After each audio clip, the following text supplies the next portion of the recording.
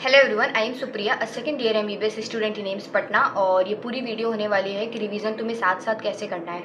देखो, एंड तक तुमने जैसे भी सिलेबस कंप्लीट कर रहे हो, एक रिवीजन का शेड्यूल होना बहुत ज़्यादा ज़रूरी है। और मैंने अपने टाइम पे रिवीजन कैसे किया था वो सारी चीज़ें मैं बताऊंगी।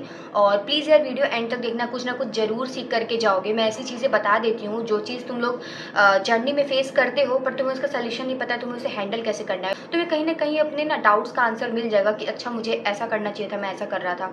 तो प्लीज़, और नीट का ना गिना चुना कुछ ही तरीके हैं जिस तरीके से तुम नीट में सिलेक्शन ले सकते हो। ये पूरी वीडियो रिवीजन शेड्यूल पर ही होने वाली है, तो वीडियो जरूर एंड तक देखना। और नए हो तो चैनल जरूर सब्सक्राइब कर लेना ऐसे जेन्युइन कंटेंट्स के लिए। और प्लीज़ यार एंड तक देखना, कुछ ना कुछ जरूर सीख करके जाओगे। तो सबसे पहले मैं बताऊँ तो मैंने अपने रोड मैप में पूरी तरीके से बताया था कि तुम्हें फिजिक्स कैसे पढ़नी है, केमिस्ट्री कैसे पढ़नी है। केमिस्ट्री में भी मैंने तीनों पार्ट्स में भी बताया था कि ऑर्गेनिक तुम्हें किस तरीके से अप्रोच करना है, मतलब क्या क्या चीज़ें ज़रूरी हैं, तुम्हें वो करके ही जाना है। और तुम्हें बायोलॉजी कैसे पढ़नी है। तो सबसे पहले मैं तुम्हारे दिमाग में एक डाउट क्लियर कर दूँ। जितनी भी चीज़ें तुम पढ़ रहे हो, अगर तुम सोचोगे कि हर एक चैप्टर को अभी एक साल के स्पेन में तुम 5-6 बार कर लोगे, तो ये पॉसिबल नहीं है। क्योंकि तुम्हें खुद पता है कि नीट का एक चैप्टर एटलीस्ट 5-6 बार करके जाओ, तभी तुम नीट में उसके क्वेश्चंस बना पाओगे। एक्चुअल में इतनी सारी चीज़ें हो जाती है ना, तो हमारे पास कुछ ऐसे कोर एरियाज होने चाहिए जो हम देखते ही बना ले, सॉल्व कर ले, ताकि हमारे पास जो थोड़े बहुत वीक टॉपिक्स हैं उनको थोड़ा बहुत भी देख ले तो वो चल जाएगा काम। तो तुम्हें वो चीज़ खुद से फिल्टर लगानी पड़ेगी। पर मैं यहाँ पे हूँ तुम्हारे साथ हेल्प करने के लिए कि तुम्हें कहाँ कहाँ पे किस सब्जेक्ट में किस चैप्टर में तुम्हें किस तरीके से पढ़ना है। तो सबसे पहले मैंने तुम्हें कहा था कि बहुत अच्छे से कि तुम एक पूरा चार्ट पेपर लाओ, उसमें जितने भी सब्जेक्ट है फिजिक्स बायोलॉजी में केमिस्ट्री में तुम लिखो और उसको तुम पेस्ट कर लो। पेस्ट करने के बाद तुम्हारे पास जो भी सिलेबस कंप्लीट होते जा रहा है, चैप्टर कंप्लीट हो, उस पर मार्क करो। उसके बाद सेकंड रिवीजन तुम्हें अभी देखो एटलीस्ट 3 बार तुम नीट के लिए रिवीजन कर सकते हो अभी के लिए, एक साल के स्पेन में है। और अगर तुमको लगता है ना कि आराम आराम से करना है, तो आराम आराम से नहीं, तुम खुद सोचो 90 के अराउंड चैप्टर्स हैं तुम्हारे पास। 90 अराउंड मतलब समझ लो अप्रॉक्स में 3-4 महीने। तो आप बस 8 महीने में तुम्हें सिलेबस कंप्लीट करना है, फिर लास्ट के 3-4 महीने में तुम्हें मॉक टेस्ट देना है। तो वो चीज़ तुमको बहुत एफिशिएंटली करनी पड़ेगी। और ऐसा तो नहीं है ना कि तुम एक चैप्टर 2 दिन में कंप्लीट कर लोगे।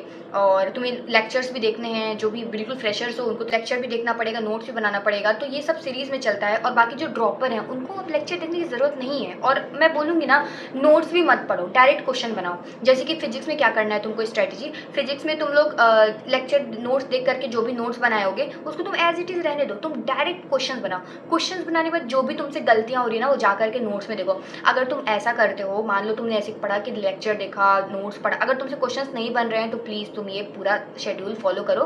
पर ऐसा हो रहा है ना कि 10 में से अगर 5 क्वेश्चन बना ले रहे हो तुम और 5 क्वेश्चन बच जा रहे हैं, तो तुम ट्राई करो ना कि एक बार जल्दी से उसका लेक्चर नोट्स दोनों पढ़ ले। ठीक है, नोट्स तुरंत एक बार रिवाइज कर ले। और बिल्कुल नहीं बन रहे हैं तो तुम्हें लेक्चर देखना पड़ेगा, फिर नोट्स देखना पड़ेगा। अगर बिल्कुल जीरो से हो तो ये तुमको फॉलो करना पड़ेगा। तो अगर तुम्हारे पास मतलब ऐसा लगता है कि ये चैप्टर मेरा बहुत स्ट्रॉन्ग है, तो तुम डायरेक्ट तुम उसका क्वेश्चन बनाओ। ठीक है, मत टाइम मत वेस्ट करना लेक्चर देखने में, नोट्स पढ़ने में। तुमको लेक्चर वन शॉट देख लेना एंड में नीट के पहले। कुछ कुछ कंसेप्ट ऐसे होते हैं जो हमें लगता है कि नहीं, एक बार ऐसे 2x में देख लें ताकि वो कंसेप्ट दोबारा से दिमाग में आ जाए। ठीक है, ये सब लेक्चर देखने वाला काम अब तुम्हें उल्टा चलना है। डायरेक्ट तुम्हें क्वेश्चन बनाना है, फिर नोट्स देखना है। जो गलती होगा, फिर लगेगा कि कुछ ज़्यादा ही इस चैप्टर का हालत ख़राब है, तो तुम लेक्चर देखना। ठीक है, और लेक्चर भी देखना, अगर एक बार पढ़ा हुआ है, नोट्स बनाए हुए ना, तो वन शॉट ही प्रेफर करना। और अगर एक बार भी नहीं पढ़ा है तो प्लीज़ फिजिक्स में ट्राई करना पूरा फुल फॉर्म लेक्चर देखे। 6-7 लेक्चर एक एक चैप्टर का होगा, वो तुमको देखना पड़ेगा। ठीक है, और तुमको फिर अपने आगे के चैप्टर्स के लिए टाइम मैनेज करना पड़ेगा कि अगर तुमने 2-4 दिन ले लिया इस चैप्टर के लिए, तो आगे का तुम्हारा चैप्टर लैग ना करे। ठीक है, तो तुमको सिलेबस एक लिमिटेड टाइम में कंप्लीट करना है। और तुमने सिलेबस कंप्लीट कर लेना, तुम ऑलरेडी नीट की आधी रेस जीत चुके हो। तो प्लीज़ इस पर तुम बहुत ज़्यादा एम्फेसिस करना। तो फिजिक्स में मैंने जैसे बताया वो चीज़ को फॉलो करना, ट्राई करना ना कि डायरेक्ट क्वेश्चंस बनाए। ठीक है, अगर तुमने एक बार इसको पढ़ रखा है तो डायरेक्ट क्वेश्चंस बनाना, और नहीं पढ़ रखा है तो पूरा ऐसे फ्लो में जाना। ठीक है, और क्वेश्चन सॉल्व करने के लिए मैं बोलूँगी तो प्लीज़ अभी से ट्राई करो कि तुम हैबिट बनाओ कि एक दिन में तुम 50-60-70 क्वेश्चन कर सकते हो। उसके साथ साथ तुम कोई और एक और चैप्टर, से बायो का कोई चैप्टर पढ़ लिया, ऑर्गेनिक केमिस्ट्री का कोई एक चैप्टर पढ़ लिया। तो ये सब चीज़ें तुमको करना पड़ेगा। ठीक है, मैनेज करना पड़ेगा, क्योंकि तुम्हारे पास बहुत कम टाइम है। अभी से ही तुम्हारे आने वाले नीट के लिए बहुत कम टाइम है, तो तुमको अभी से ही बहुत अच्छे से करना पड़ेगा। और प्लीज़ यार ये जो मैंने तुम्हें बोला ना कि एक तुम चार्ट पेपर में अगर सिलेबस लिखते हो ना तो तुम्हारे दिमाग में एक बार रहेगा कि यार इतना बचा है, इतना बचा है। दिमाग में वो चलना चाहिए। हमारे पास दिमाग में ना भूल जाता है कि सिलेबस कितना है। सामने जब लिख करके रखोगे ना तो तुम्हें लगेगा अरे यार ये भी करना है, ये भी करना है, ये भी करना है, ये भी करना है। तुम्हारा दिमाग थोड़ा खुलेगा कि हाँ मैंने यहाँ गलती की, मुझे ये भी करना है, ठीक है। तो प्लीज़ वो चीज़ पर ज़रूर एम्फेसाइज़ करना। और उसके बाद मैं सबसे बताऊँ केमिस्ट्री में, तो केमिस्ट्री में तुम्हारे पास 3 टॉपिक्स 3 पार्ट्स आ गए केमिस्ट्री में, ऑर्गेनिक केमिस्ट्री। तीनों का पढ़ने का तरीका बिल्कुल अलग है, बिल्कुल अलग है। तुम एक ही गधों की तरह ये पढ़ रहे हो, फिर ये पढ़ रहे हो, तो नहीं होने वाले, ठीक है। मैं खुद ऐसे गधों की तरह पढ़ती थी। मैं टोटली एग्री कि मैं दिन रात पढ़ती थी, 15-16 घंटे पढ़ रही हूँ, लेकिन मेरे नंबर नहीं बढ़ रहे हैं, तो उसका भी एक रीज़न होता है, ठीक है। तो वही चीज़ मैं सोचती हूँ कि तुम लोग ना करो। तो ऑर्गेनिक केमिस्ट्री में अगर तुम लोग अगर घुसे पड़े हो ना, तो उसको उसमें उतना घुसना ही नहीं है। सुपरफिशियली करके तुम पूरा क्वेश्चन सॉल्व कर सकते हो नीट का, और बहुत डीप जा करके तुम एक भी क्वेश्चन सब नेगेटिव करके आ सकते हो। तो ट्राई करो ना सुपरफिशियली चल। जैसे ऑर्गेनिक केमिस्ट्री में देखा जाए तो 1-2 सॉल्विंग पार्ट वाले चैप्टर्स हैं, तो उनको तुम डेफिनेटली उनको तुम अच्छे से पढ़ो और उसको तुम लोग एम एस चौहान से सॉल्व कर सकते हो। लेकिन उसके बाद जो नेम रिएक्शन वाले पार्ट है उसके लिए तुमको कोई एम एस चौहान उठाने की ज़रूरत नहीं है। तुम डायरेक्ट रिएक्शंस रटो, डायरेक्ट। तुम्हारे पास टाइम बहुत कम है अभी के लिए, मैं बोल रही हूँ तुम डायरेक्ट ऑर्गेनिक केमिस्ट्री के रिएक्शंस रटो। जितने भी रिएक्शंस हैं एक जगह लिख लो। तो ऑर्गेनिक केमिस्ट्री में ट्राई करो कि पूरा का पूरा जितने भी रिएक्शंस हैं उसको एक जगह पे निपटा ले। तुम नीट के टाइम पे बहुत जल्दी उसको रिवाइज कर लोगे। और प्लीज़ इस पर एम्फेसिस करना, तुमको ये ऑर्गेनिक केमिस्ट्री ऐसी चीज़ है ही नहीं कि तुम जिसको महीनों महीनों दिए जा रहे हो। ये ठीक है, थोड़ी ही चीज़ों की है और वही चीज़ तुमको बार बार रिवाइज करके जाना है। तो तुम ट्राई करो अभी से वो कॉपी बनाए, ठीक है। उसके बाद फिजिकल केमिस्ट्री की बात बताओ, तो फिजिकल केमिस्ट्री में अगेन पढ़ने का तरीका बहुत अलग है। और फिजिकल केमिस्ट्री में बोलूँगी तो फिजिकल केमिस्ट्री में बहुत ज़्यादा तुमको रॉकेट साइंस नहीं लगाना है। सेम फॉर्मूलाज होते हैं, उसी फॉर्मूलाज पे बार बार फिजिकल केमिस्ट्री में क्वेश्चंस आते हैं, तो तुम ज़्यादा दिमाग नहीं लगाओ। जो फॉर्मूलाज हैं उसको एक बार रखो। जैसे कि तुम मान लो तुम रिवीजन करो तो उसका प्रीवियस ईयर क्वेश्चंस कर ले, रिवीजन के लिए प्रीवियस ईयर क्वेश्चंस करो, उसको कर लियो। उसके बाद तुम्हारे पास जो भी उसमें फॉर्मूलाज आते हैं तुम उसको एक जगह लिखो। फिर वही फॉर्मूलाज तुम्हारे अगले नीट में भी आने वाले हैं। कोई उसमें ऐसा नहीं है कुछ एक्स्ट्रा करके वो तुम्हें देगा, वही चीज़ें आने वाली हैं। तो तुम ट्राई करना कि उसको एटलीस्ट देख ले अच्छे से, और उसी पे बेसिस पे तुम बार प्रीवियस ईयर क्वेश्चंस करना। फिजिकल केमिस्ट्री में बोलूँगी ना, अगर तुम लॉयल्टी से पूरा प्रीवियस ईयर क्वेश्चंस कर लेते हो और तुमको प्रीवियस ईयर क्वेश्चंस करके अगर नहीं आता है तुम्हें कॉन्फिडेंस, तो तुम अपने मॉड्यूल्स कर लेते हो, एनफ है। अलावा उसके एक्स्ट्रा कुछ करने की ज़रूरत नहीं है। मैं बोलूँगी अगर प्रीवियस ईयर क्वेश्चन को ही तुम बार बार कर लेते हो, क्योंकि देखा जाए तो प्रीवियस ईयर में ही तुम्हारे इक्विलिब्रियम वगैरह देख लो, मोल कंसेप्ट, इतने सारे क्वेश्चन है ना कि तुम्हारा बहुत बार रिवीजन हो जाएगा, ठीक है। तो प्लीज़ ये चीज़ फॉलो करना। और इनऑर्गेनिक में बात बताऊँ तो इनऑर्गेनिक में तुम ट्राई करना कि एटलीस्ट लेक्चर देख करके नोट्स बनाओ और अच्छे क्वेश्चंस करें। इनऑर्गेनिक में क्या होता है ना कि कंसेप्ट याद करने के लिए थोड़ा ज़्यादा क्वेश्चंस करेंगे तो ज़्यादा बेटर रहेगा। और इनऑर्गेनिक में एक्सेप्शंस पे बहुत ध्यान देना। एनसीईआरटी की मल्टीपल रीडिंग करो, बिल्कुल उसको बायो की तरह मान लो, पूरा लाइन बाय लाइन उसका क्लियर होना चाहिए।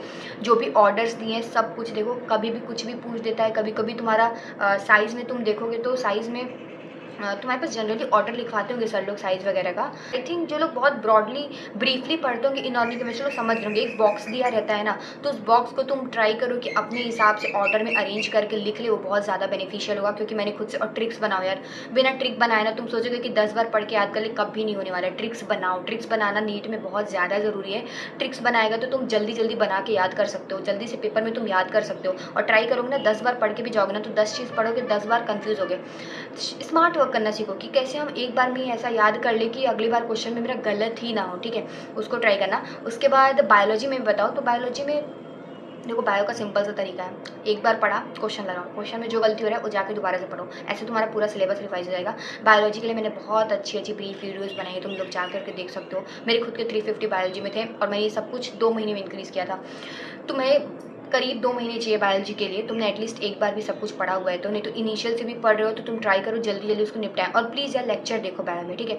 कुछ कुछ चैप्टर्स ऐसे होते हैं कि जो लेक्चर देखने के बाद ना और क्लियर हो जाता है। तुम सोचो कि पहली बार एनसीईआरटी लेकर के बैठे तो तुम वहाँ पे घूम जाओगे, तुम्हें पता भी नहीं चलेगा कि यार इस लाइन से क्वेश्चन कैसे बन सकता है यार। इंट्रोडक्शन जो पार्ट रहता है ऊपर, रिडक्शन इज बायोलॉजी से इस बार दिया था, तो तुमको क्या लगता है कि यहाँ से कौन ही पूछता है, ये इस बार ऐसा दिया था, तो ऐसा नहीं है। तुम्हें पता है मैं इतना श्योर थी कि मुझे इंट्रोडक्शन पार्ट भी पढ़ के जाना है, क्योंकि वहाँ से भी क्वेश्चन आया तो मेरा गलत ना हो। तो और एक और चीज़, समरी भी पढ़ो, समरी भी पढ़ो। कभी कभी कोई कोई एग्जाम्पल्स ऐसे होते हैं जो मेन टॉपिक में नहीं दिए हुए हैं, समरी में दिए होते हैं, वहाँ से क्वेश्चन आ गए तो तुम फंस जाओगे। तो प्लीज़ वो चीज़ ज़रूर देखना, और समरी वाला पोर्शन बहुत अच्छे से करना, लाइन बाय लाइन बहुत अच्छे से करना है, क्योंकि इसमें से भी बहुत क्वेश्चन है जो फ्रेम हो जाते हैं, ठीक है। तो एक और अच्छी चीज़ है ना, अगर तुमने बहुत अच्छे लेवल की प्रिपरेशन की है, ऐसे सुपरफिशियली की है, लेकिन जो मैंने चीज़ें बताया वो की, उसके साथ साथ तुमने ऐसे कुछ थोड़ा बहुत एज लिया है, जैसे कि इंट्रोडक्शन पार्ट पढ़ लिए, समरी पार्ट पढ़ लिए, तो तुम उससे ना अच्छा नंबर स्कोर कर सकते हो। और जितनी भी चीज़ें मैंने बोली है उसको देख लेना एक बार ध्यान से, और तुमको इतना दिमाग में होना चाहिए कि 8 महीने में मुझे सिलेबस कंप्लीट करना है एनी हाउ, और उससे रिलेटेड मुझे टेस्ट देना है। तो प्लीज़ ये चीज़ तुम दिमाग में ध्यान रखना कि नहीं, मुझे 8 महीने पहले एनी हाउ कंप्लीट करना है। 8 महीने सोचोगे तो जाते जाते 9-10 महीने में कंप्लीट कर लोगे, पर प्लीज़ ट्राई करना। तुम्हें अगर लगता है ज़्यादा टाइम है तो बिल्कुल टाइम नहीं है नेक्स्ट नीट का। कब देखते देखते 5-6 महीने निकल जाएंगे, फिर तुम्हारा सिलेक्शन वहीं रुक जाएगा। 5-6 महीने पहले ही तुम डिसाइड कर लोगे कि तुम्हारा सिलेक्शन होने वाला है नहीं। तो प्लीज़ तुम लोग पहले से बहुत एक्टिव रहना, एक एक मिनट बचाना, कहीं जाके टाइम वेस्ट नहीं करना, कहीं दोस्त के पास नहीं। भूल जाओ सब, एक महीने, कुछ महीनों के लिए बिल्कुल भूल जाओ, सिर्फ 1 साल ही है यार। और मैं कहना चाहूँगी 400, 500, 300 नंबर आ रहे हैं ना, तो बहुत अच्छे से पढ़ा सकते हो एक्स्ट्रा टाइम दे करके। तो प्लीज़ इतना टाइम मत कम करना कि तुमको अगले साल के लिए बैठना पड़े। तो ट्राई करो अभी के लिए बहुत ज़्यादा अच्छे से पढ़ना। और भी तुम्हें कोई डाउट्स हो तो कमेंट सेक्शन में ज़रूर कमेंट करना, मुझे जो भी लगेगा कि तुम लोग को इस चीज़ में हेल्प करना चाहिए उसमें हेल्प कर दूंगी। और एक और चीज़, एमबीबीएस से रिलेटेड क्वेरीज मैं ज़्यादा सॉल्व कर सकती हूँ, और बाकी सारे फील्ड्स का मुझे उतना आइडिया नहीं रहता है, पर एमबीबीएस के टाइम पर अगर नीट एस्पिरेंट है तो तुम्हें 100% बहुत बेनिफिट होने वाला है मेरे चैनल से। और ठीक है यार, कमेंट सेक्शन में लिख देना तुम्हें जो, मुझे जो भी रेलेवेंट लगता है मैं उस पर पूरा वीडियो बनाती हूँ। मुझे लगता है कि नहीं, तुम्हें आंखें खोलनी चाहिए, तुम्हें बतानी चाहिए चीज़ कैसे पढ़ना है। तो प्लीज़ चलो उस पर ध्यान देना, और ऑल द बेस्ट यार। प्लीज़ यार पढ़ते रहो, दिन भर पढ़ो, दिन भर। चलो ऑल द बेस्ट।